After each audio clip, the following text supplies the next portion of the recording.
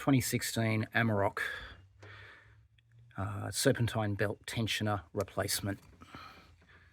This is the new tensioner that's been installed. As all the other videos allude to, that's easy once you remove the alternator.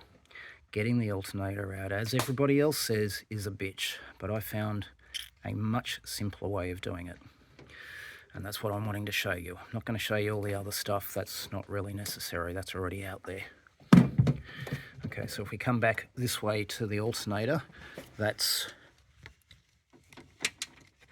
the alternator in position with its bolts back in. But the key to getting it out is so there's two bolts. There's a bolt. There's two bolts. Of course, you have to take those out. One's in there. And then down, mine has a plastic housing. It's a little bit lower and a little bit more towards the passenger side, but they're both the same sort of bolts, M13, and they come out fairly easily, but they have a compression nut which is pulled in and makes it very, very tight to get the alternator out.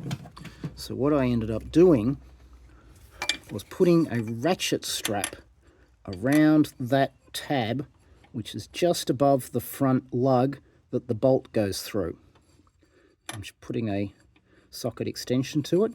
You can just squeeze it around with a screwdriver, a ratchet strap, take it down there, around the pulley, like that. If you just try to bring it out the top here, it just keeps slipping off.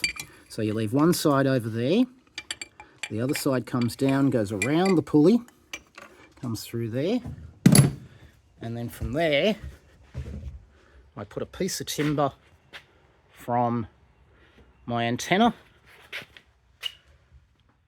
across to the arm of my bonnet and the ratchet strap around that. Once that was done, it pulls it in the right direction away from the engine block and makes it really easy to pop out. Getting it back in is quite simple because you put the bolts back in on the ground with a socket underneath the alternator and give it a little tap, and those compression bolts will slide through, which allows reinstallation much simpler. Guaranteed, ratchet strap is the solution.